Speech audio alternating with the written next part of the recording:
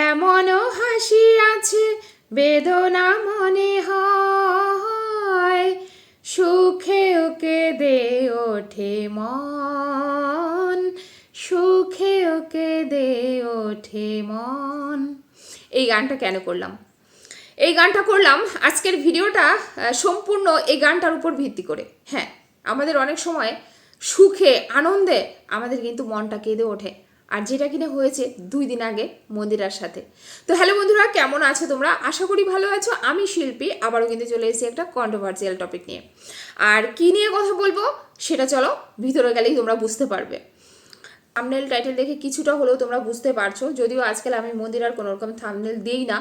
শুধু মন্দিরার নয়, বেশিরভাগই চেষ্টা করি কোনো রকম কন্টেন্ট ক্রিয়েটারের থাম্বনেল চিপকাতে, মানে না চিপকানোটাই এখন চেষ্টা করি। কারণ আমি আজ পর্যন্ত যতগুলো স্ট্রাইক খেয়েছি সব কটা ভিডিওতে শুধুমাত্র ওই থাম্বনেল চিপকেই আমি স্ট্রাইক খেয়েছি। বাদ বাকি আমার ভিডিওর ভিতরে এমন কিছু থাকে না যেটা নিয়ে আমি স্ট্রাইক খেতে পারি, যার জন্য একটু ভয়ে এখন আমি কিন্তু থাম্বনেল চিপকাই না। তাছাড়া মন্দিরা অলরেডি যেখানে না বলে দিয়েছে যে আমাদের থাম্বনেল চিপকে কেউ ভিডিও করো না, তা ওর থাম্বনেল চিপকানোর প্রশ্নই আসে না।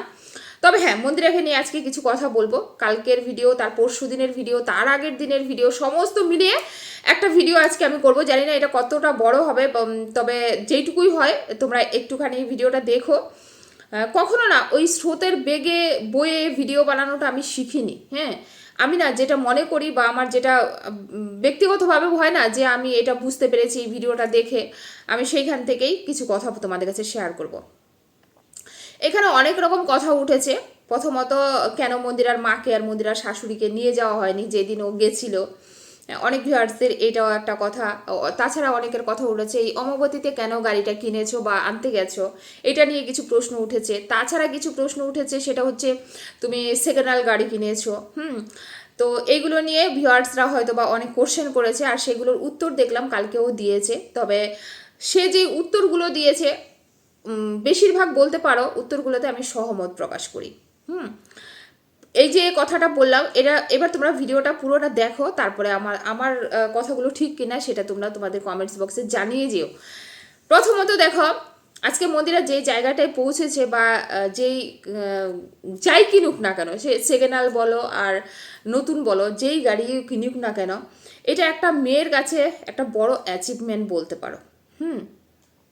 এটা যেটা ও আজকে করেছে সেটা অনেকেই করতে পারে না, অনেকেই করতে পারে না। সোশ্যাল মিডিয়ায় এরকম অনেক মেয়ে আছে, কাজ করে, তারা সাকসেস পায়নি। একটা সময় তারা কিন্তু এখান থেকে বেরিয়ে গেছে। তো সেইখান থেকে মন্দিরা আজকে যেই সাকসেসটা পেয়েছে, এটা কিন্তু অনায়াসে ওর হাতে আসেনি।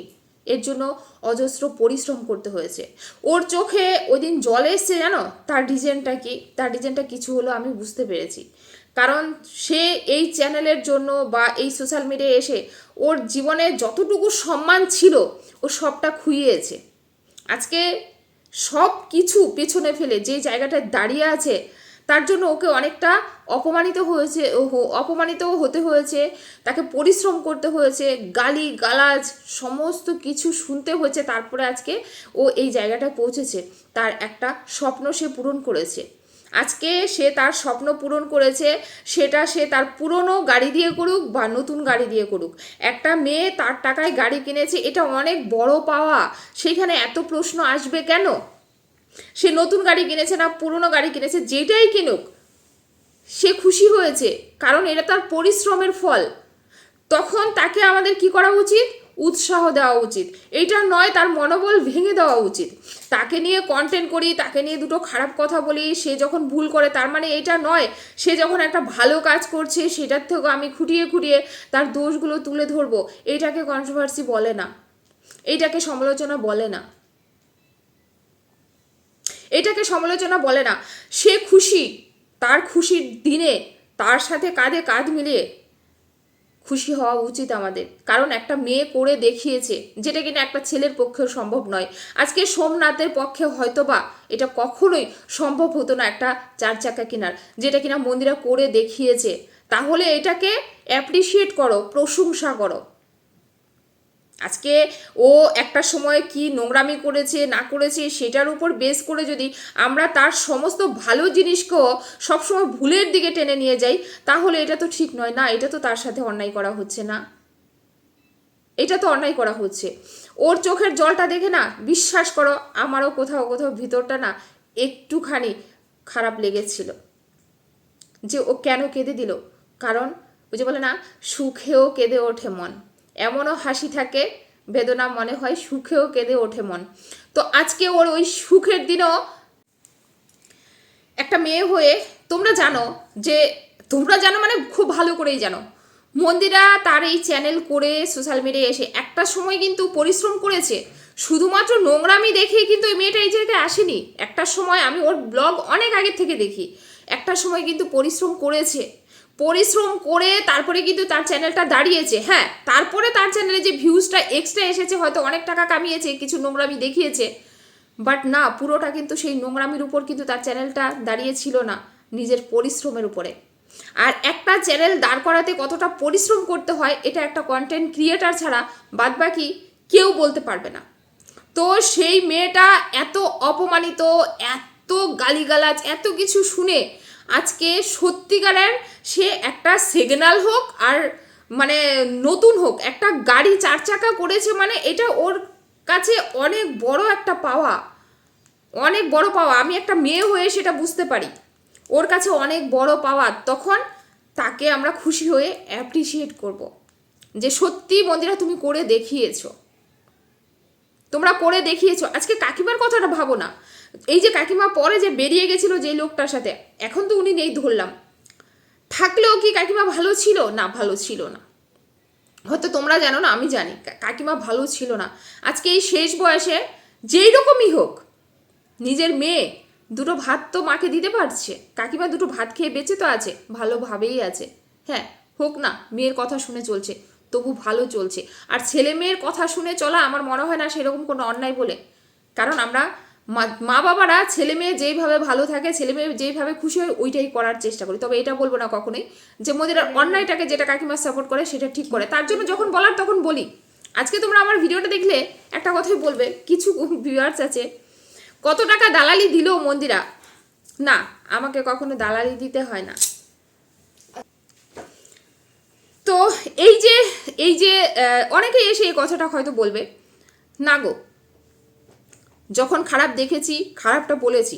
এইবার কথা হলো, কেন কাকিমাকে নিয়ে যাওয়া হয়নি, কেন তার শাশুড়ি মাকে নিয়ে যাওয়া নেই? তোমরা একটা কথা বলো তো, এই যে আমরা সাধারণত, ধরো আমার শাশুড়ি কথাই বলছি, ধরো আমার বাড়িতে এলো, আমার ননদ এলো, এবার আমি যদি আমার ননদকে একটা ড্রেস কিনে দিই, সেটাতে আমার শাশুড়ি বেশি খুশি হবে না আমার শাশুড়িকে দিলে?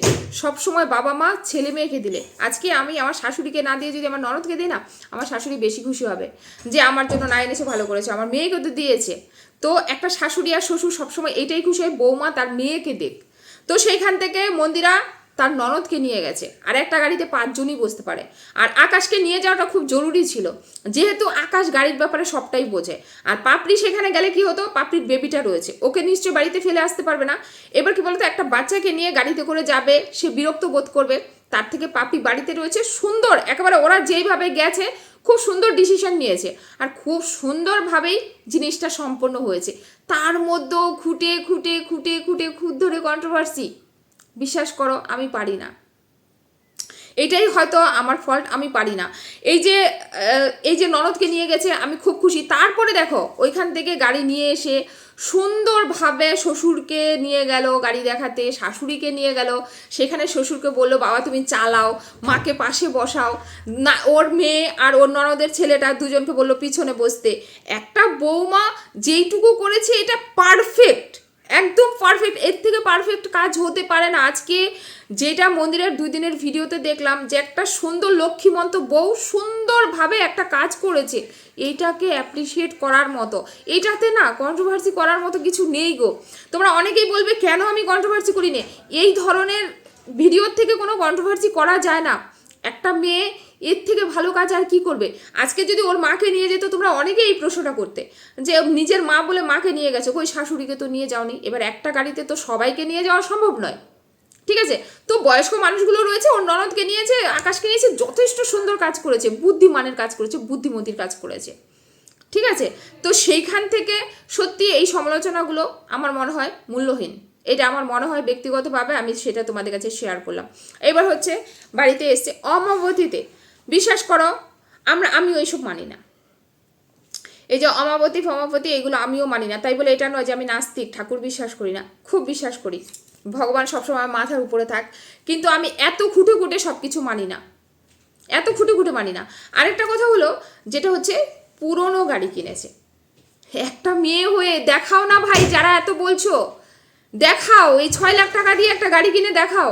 ও একটা মেয়ে হয়ে করে দেখিয়েছে, এইটুকুই করো না। এইগুলো না জ্বলন ছাড়া আর কিছু না, এটা বলতে আজকে বাধ্য হচ্ছি। একটা মেয়ে 6 লাখ টাকা দিয়ে শুধুমাত্র সোশ্যাল মিডিয়ায় কাজ করে গাড়ি করেছে, অ্যাপ্রিসিয়েট করো ভাই। সে একটা বাড়ি করেছে প্রায় 14 লাখ টাকা দিয়ে, একটা গাড়ি করেছে 4 চাকা, তার হাজব্যান্ডকে আইফোন কিনে দিচ্ছে, তার হাজব্যান্ডকে ল্যাপটপ কিনে দিচ্ছে, নিজের সমস্ত প্রয়োজনীয় জিনিস করছে। এটা একটা মেয়েকে অ্যাপ্রিসিয়েট করো, অ্যাপ্রিসিয়েট করো। সেই মেয়েটার মনোবল ভেঙে দিও না। কারণ দেখো, যখন যেটা নিয়ে মনে হয় কন্ট্রোভার্সি করতে হবে, আমি জোর গলায় করি, আর আমি ভয়ও পাই না। ওকে সামনে বলি, মুখের উপর বলি। এমন কিছু জিনিস আছে যেগুলো আমি ডাইরেক্ট বলি যে মন্দিরে তোমার এই বিষয়টা আমি বিশ্বাসই করি না, তুমি মিথ্যা বলছো। আমি জানি ও মিথ্যা বলে, ও মিথ্যা বলে, ও নাটক করে, নাকামো করে, সবটা ঠিক আছে। ও ওর কন্টেন্টের জন্য এগুলো করে, ভিউজ কামায়, এটা ওর নোংরামি, আমি জানি। বাট যখন সে ভালো করছে, ভালো করছে, অ্যাপ্রিসিয়েট করার মতো কাজ করছে, তখন তুমি এটাকে অ্যাপ্রিসিয়েট করো। আমার শুধু এটাই কথা। আজকে সে কিন্তু আমাকে ভালোভাবে নেয় না, সে আমাকে ভালোভাবে নেয় না। শিল্পীদি মানে দেখেছো তো তোমরা ওর ধারণা আমাকে নিয়ে, আর আমাকে নিয়ে যে নোংরা কথাটা সঞ্জয় দাকে ঘিরে একটা নোংরা কথা বলেছে। তারপরও একটা মেয়ে হয়ে কি মনে হচ্ছে জানো তো, ওর মতো অনেকেই পারবে না, ওর মতো অনেকেই পারবে না। এবার আজকের দিনটা ওই নোংরা জিনিসগুলোকে সাইডে রাখো, ও যে ভালো কাজগুলো করেছে সেইগুলোকে অ্যাপ্রিসিয়েট করো। একটা মানুষ ভালো মন্দ সমস্ত দিক মিলিয়ে, তো আমরা যখন কন্ট্রোভার্সি করতে বসছি তার খারাপ দিকটা বারংবার তুলে ধরেছি, তো সে যে ভালো কাজটা করেছে সেটাকে অ্যাপ্রিসিয়েট করো, সেটাকে প্রশংসা করো, তাহলে ওর উৎসাহ পাবে যে না, অন্তত আজকের দিনে যেই কাজটা আমি করেছি, আমাকে যারা নেগেটিভ কমেন্ট করে বা আমাকে যারা নেগেটিভলি নেয় সেই মানুষগুলোও কিন্তু ভালোভাবেই নিয়েছে। আর সত্যি আজকের ডেটে এসে আমি প্রাউড ফিল করছি যে মন্দিরা সত্যি করে দেখিয়েছে, করে দেখিয়েছে। আমার খুব ভালো লেগেছে। আর গাড়ির কালারও যথেষ্ট সুন্দর হয়েছে। আর যেহেতু ফ্যামিলিতে 3 জন, ছোট্টখাট্টো গাড়ি নিয়েছে, আহামরি বড় গাড়িও নেয়নি। তারপরে হচ্ছে গিয়ে সোমনাথ মোটামুটি গাড়ি চালাতেও জানে। আর জানো তো, গাড়ি কিনলে সব থেকে আগে ড্রাইভারই শিখতে হয়। তো সেখান থেকে যেহেতু সোমনাথ পারে, তারপরে মন্দিরাকে অবশ্যই বলবো তুমিও ড্রাইভিং লাইসেন্স বের করে তুমিও গাড়ি চালানোটা শিখে নিও। তাহলে যখন তখন সোমনাথের অনেক সময় সোমনাথ অসুস্থ থাকলো বা সোমনাথ পারলো না, তুমি চালাতে পারবে। আমি তোমাদের এবার বলি, আমার স্বপ্ন সত্যি একটা 4 চাকার, আর সেটা আমি তবেই নেব যবে আমি চালানো শিখতে পারবো। আমি মেয়েদের একটা কথাই বলি, যখনই মেয়েরা বলে তাহলে তোমার শখ যখন নিয়ে নাও, যেমন আমার হাজব্যান্ড বলে নিয়ে নাও, মানে ডাউন পেমেন্ট কিছু করে নিয়ে নাও। তো আমি ভাবি যে গাড়ি আমি সেই দিনই নেবো যেদিন আমি ড্রাইভিং করতে পারবো, সেই দিনই আমি গাড়ি নেবো। কারণ আমি গৌতম পারবে না, হ্যাঁ গৌতম ড্রাইভিং করতে পারবে না, আর আমি দিতেও চাই না, কারণ ওর হাতে একটু হাতটা ব্যথা আছে, হাতে একটু প্রবলেম আছে। তো এমনিতে আমি ওকে ভারী জিনিস কিছু তুলতে দেই না, কারণ সামান্য একটু প্রবলেম আছে বলে। এই যে গ্যাস সিলিন্ডার লাগানো বা ভারী কিছু উপরে দোতলায় তোলা, আমি কিচ্ছু ওকে দেই না। ও বাজারে বাজার করতে গেলে বাজারের ব্যাগটা পর্যন্ত আমি গেটের থেকে নিয়ে আসি গিয়ে, কারণ আমি ভারী কিছু ওকে নিতেই দিই না, কারণ ওর হাতে একটু প্রবলেম আছে। কালকে বেসিনটা নষ্ট হয়েছে, ওই বেসিনটা ঠিক করবে, ওই বেসিনটা বারংবার আমি তুলে দিয়েছি, ওকে তুলতে দিইনি, কেননা ওর হাতে একটু সমস্যা আছে। তো আমি একটা গাড়ি চালাতে গেলে একটা ব্যালেন্সের তো দরকার পড়ে, তো অনেকটা দরকার পড়বে শক্তি, তো সেখান থেকে আমি দেবো না। এই জন্য আমি যেদিন ড্রাইভিং শিখবো তোমরা দেখবে সেই দিন আমিও একটা 4 চাকা নেব। চাইলে আমি যখন তখন নিতে পারি একটা 4 চাকা, শুধুমাত্র আমি শিখি না বলে আমি এখনও নিতে পারছি না। তবে আমার সত্যিই খুব শখ, আর আমি খুব খুশি হয়েছি। গাড়ির কালারও ভালো হয়েছে, নিয়েছে, আর যেইভাবে ও সুন্দরভাবে সবাইকে নিয়ে গেছে, আনন্দ করেছে। কষ্ট একটু লাগছিল আমার যখন ও কান্না করছিল, অনেক কথা মনে পড়ছিল যে মেয়েটা অনেক জীবনে সহ্য করেছে, অনেকে অনেকভাবে গালি দিয়েছে, বকেছে, অপমান করেছে, সেই সব কিছুকে ও মানে পিছনে ফেলে দিয়ে আজকে সে সার্থক। সে তার মানে কি বলে ওইটাকে, সে তার মানে ওই লক্ষ্যে পৌঁছেছে।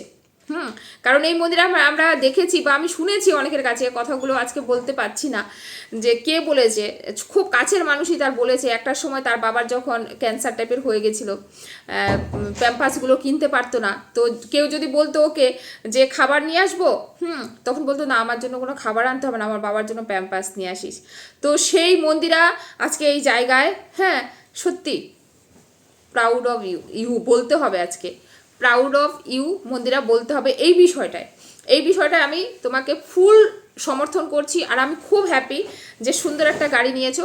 শুধু একটা কথা বলবো, জীবনে সবই করছো, সবই করো, মেয়েটাকে ভালো করে এডুকেটেড করো, মেয়েটাকে কখনো এই ফ্লগিংয়ে দিও না।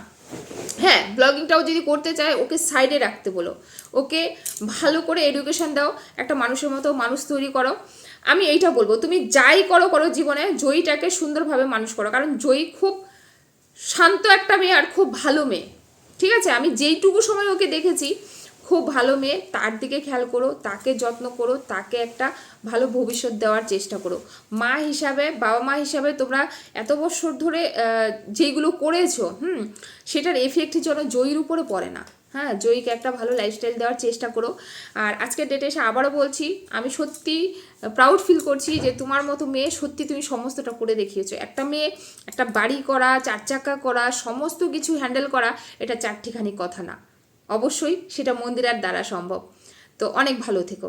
চলো বন্ধুরা, আমার এইটুকু মনে হয়েছে তাই বললাম, তাই বলে ভেবো না যে কালকে মন্দিরের একটা খারাপ দেখলে তাকে নিয়ে আমি বলতে পারবো না বা বলার সাহস পাবো না, জঘন্যভাবেই বলবো।